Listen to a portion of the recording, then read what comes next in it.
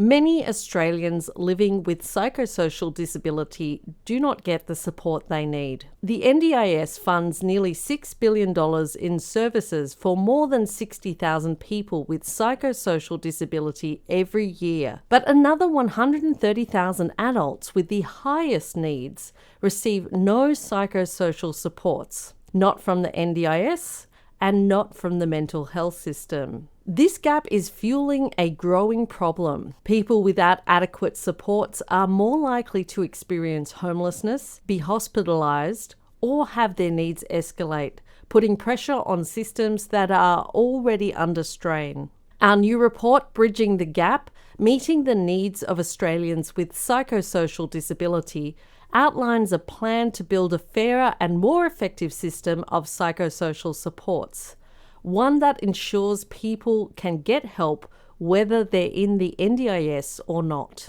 I'm Kat Clay, and with me today are the report authors Sam Bennett, Mia Jessurun, and Reilly Polaschek.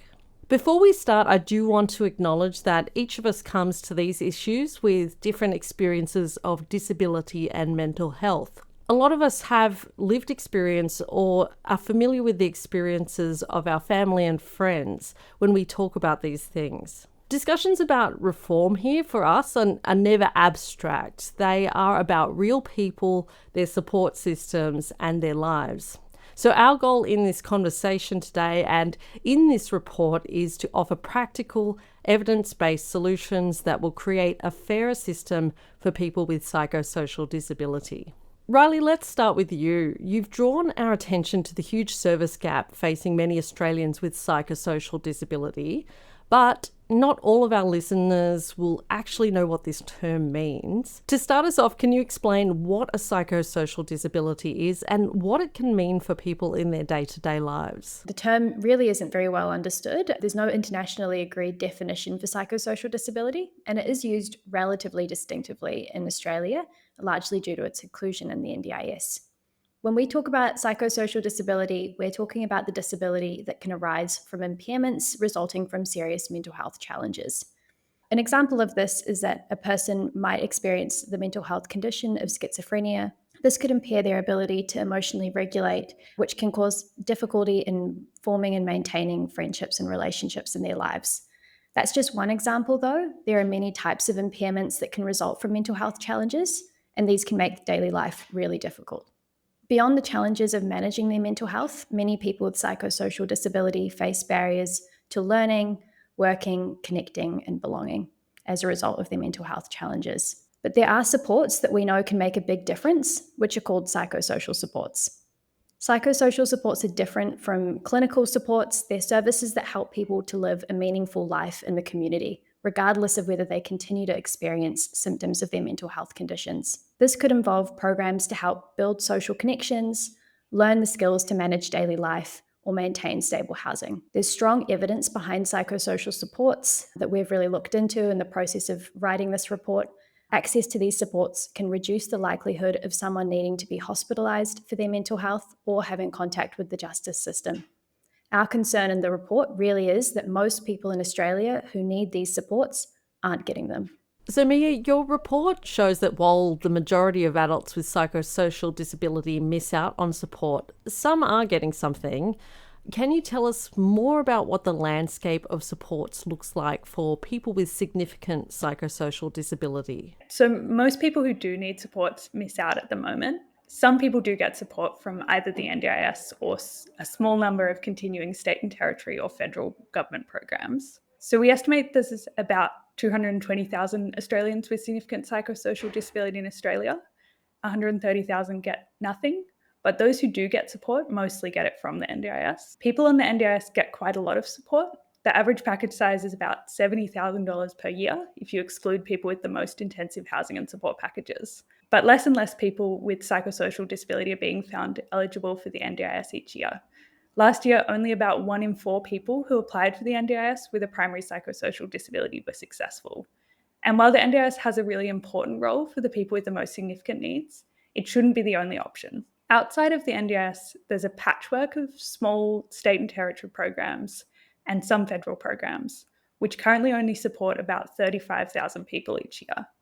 And the support available varies greatly between states.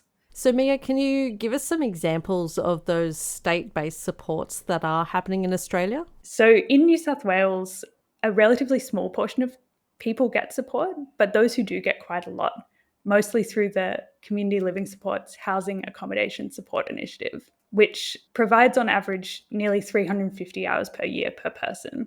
So quite intensive support often involves a focus on helping people maintain their tenancy. On the flip side, we look at Queensland, which is a state where a relatively high portion of people get quite low intensity supports. A lot of that is through these kind of individual and group recovery support programs, which are much lower intensity. The average person getting support with a significant psychosocial disability in Queensland gets only about 30 hours per year on average. And it tends to be those kind of individual or group recovery programs that they might be attending. So the difference between those two states is almost tenfold. Someone in Queensland gets something similar to about an hour per fortnight on average, versus in New South Wales, where it's about an hour per day. I guess we would argue that access to support should really be determined by your needs and preferences, not by where you live. And across the board, we see a really huge amount of unmet need. So something really needs to change. Yeah, I mean, group support programs are fantastic, but the 30 hours a year doesn't seem like enough to provide the support that some people might need. Given the size of the gap in services and supports, it's kind of natural to ask, how did we get to this point? Look, it's fair to say it's a pretty long-standing problem we've identified in this report. Things have actually never been great in this space. There were gaps in support that existed before the NDIS, and while the NDIS has really significantly increased the funding that's available, it hasn't substantially increased access. In fact, we know there are some people that got support from pre-NDIS psychosocial programs that didn't then go on to be found eligible for the NDIS. The Productivity Commission in its 2020 mental health inquiry did quantify the size of this gap, but we haven't seen a lot of progress in the intervening period in closing it. Similarly, there's been some pretty long-running critique of how well the NDIS is set up to support people living with significant mental health challenges. There's a lack of specialization in working with people with psychosocial disability that's been identified by previous reviews of the scheme, a concern that it has a generic design that's not well suited to their needs, and concerns as well that the funding model doesn't help people get access to things that we know would work best. So the last review, the independent review of the NDIS that was conducted in the first term of the Albanese government, concluded that current NDIS funding priorities for this group are inconsistent with the evidence about the most effective supports. So we know the current NDIS funding for this group isn't being spent as well as it could be. So there's a lot of issues here that are well known. And part of the problem as we see it in why we haven't succeeded in changing that so far is that supports for this group sit at this slightly uneasy intersection between two different policy areas of mental health on the one hand and disability on the others. And the gap's been acknowledged by both of those, but we haven't seen any clear responsibility for psychosocial supports outside the NDIS allocated to either level of government, and that's led to inertia and confusion and no significant progress really to show for the last 2 years in particular. And we think the Department of Health, Disability and Ageing really needs to lead the way here by joining up separate policy making in these areas and clarifying that this work is sort of one and the same. So work that's been progressed to address unmet need under the National Mental Health and Suicide Prevention Agreement, and work that's been progressed since the National Cabinet Agreement to establish foundational supports outside the NDIS, really need to be progressed as a single piece of work. So Sam, what recommendations do you have that will address this very stark disparity for Australians with psychosocial disability? We've taken a really close look at this, Kat, and we make 4 key recommendations for how government can actually shift the needle on this problem and address this really concerning service gap for Australians with psychosocial disability. The first is to establish a new national psychosocial disability program outside the NDIS, which we're saying should have a focus on providing these much needed supports for that 130,000 adults with the most significant psychosocial disability that Mia was talking about previously. To our reading, that's the most significant gap. It's an area where there's the biggest service sort of gap in the current system. And we think this program can be established through better allocation of existing spending rather than requiring new money. So there's no need for governments to get bogged down in further funding negotiations next year. They can make some timely progress. Second, we want to see the programme deliver a number of services consistently across the country. We looked at a lot of the evidence base from current and pre-NDIS programmes, and we think that points to the particularly high value that can be placed on some services and interventions, and that ensuring consistent and equitable access to those across the country should be a real priority. But we also want to see that balanced with appropriate tailoring to meet local needs and preferences where those are legitimately different. Thirdly, we want to align incentives for government by making federal, state and territory governments jointly responsible for programme funding and design with clear responsibilities. It will be really important that this new programme interfaces sensibly and coherently with both the NDIS and predominantly state-run clinical mental health services, and that won't be achieved by either level of government going it alone. And finally, we think primary health networks, an existing commissioning vehicle in Australian communities, including for community mental health services, should be responsible for planning and commissioning the programme. As part of consortia that would bring together the best knowledge and expertise in designing and delivering these kinds of supports, including a really strong voice for people with lived experience of significant mental health challenges, their carers and families. The regional knowledge and expertise, existing commissioning infrastructure, and the national reach that the PHNs have make them the right choice, we think, for delivering this programme. So it really is bridging that gap between disability supports and the clinical system. Reilly, at the heart of your recommendations is this new program. Do you want to tell us a little bit more about how that would work and what it would offer people who use it? At the centre of our report is our recommendation that governments need to establish a program to provide psychosocial supports to people with psychosocial disability that sits outside of the NDIS. We call this the National Psychosocial Disability Program. The program is intended to build up a greater continuum of support for people with significant psychosocial disability, addressing the current funding cliff that exists where you either get NDIS support or in most instances you get nothing. We think no matter where you live in Australia, you should be able to access supports if you have a significant psychosocial disability. Importantly, we don't see this program as being a replacement for the NDIS for people with psychosocial disability. We see a very important ongoing role for the NDIS. We see this program as sitting next to the NDIS. People should be able to step up and down between the programs as their kind of needs evolve based on whichever stage they're at in their mental health journey. Within the NPDP, we think that there are three main types of services that should be available wherever you live in Australia. The first is a support facilitator. This is a person who you can build a one-on-one relationship with, who will understand your needs, help you to set goals, and connect you with the right supports. It's similar to a navigator type of role that often gets recommended in this space, but it's really more than just connecting with other services. It's a support in and of itself. The second type of service in the program is more regionally tailored psychosocial supports. There's no point having a support facilitator if there are no supports that they can connect you with. And as we've noted in our report, there really isn't enough today.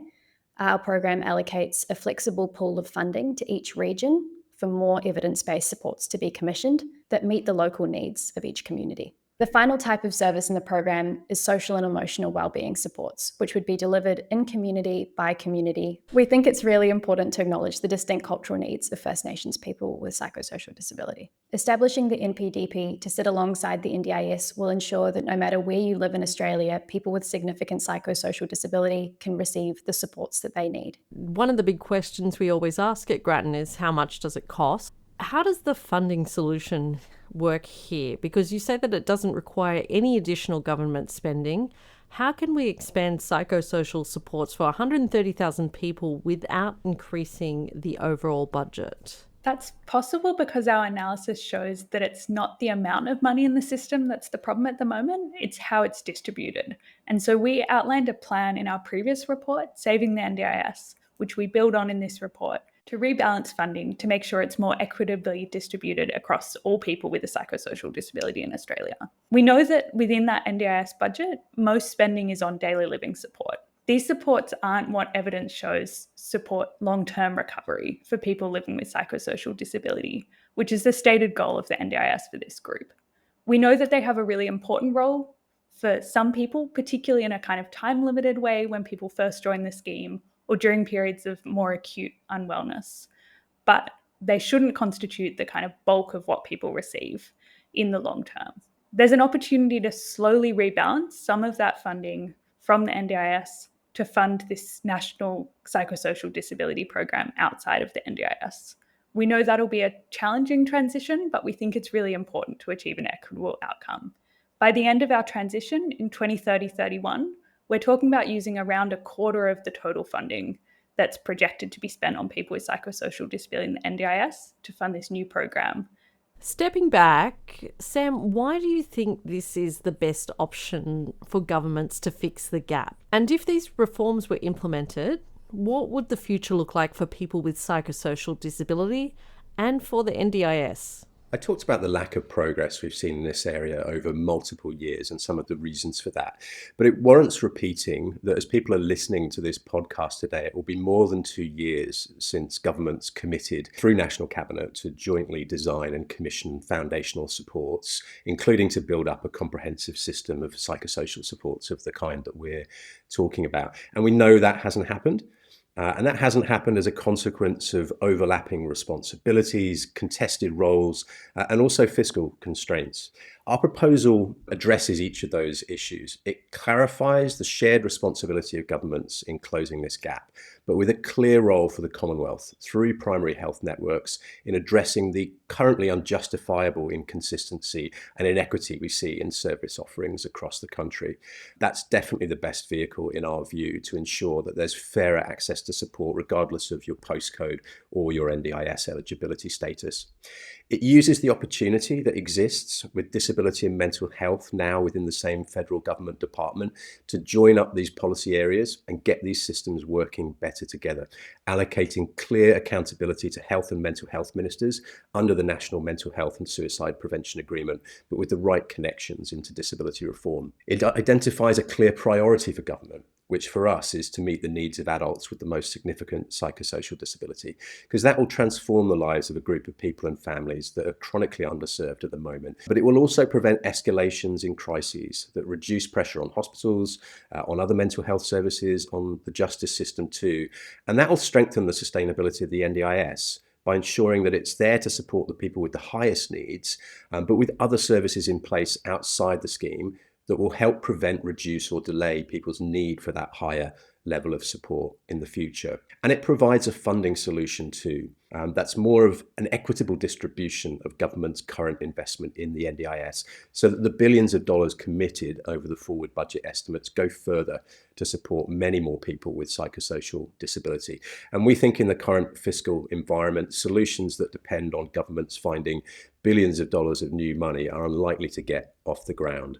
We also think that funding a broader range of supports under that NDIS budget will ensure both levels of government have got this vested interest in those programs working well together and in balance. Governments are failing people with psychosocial disability at the moment. The current system is highly inequitable. It's unsustainable too. An urgent response is needed, and we think our proposal gives government something they can act on now without the need for work to be delayed in a quagmire of new funding negotiations in 2026. Thank you so much, Sam, Mia and Reilly. If you'd like to read this report, you can read it for free on our website at grattan.edu.au, and I'll put a link to the report in the show notes as well. Grattan Institute is a not-for-profit organisation, and we rely on donations from our lovely listeners like you to keep producing these kind of reports and our work into the future. Please donate this year at grattan.edu.au/donate. As always, please do take care, and thanks so much for listening.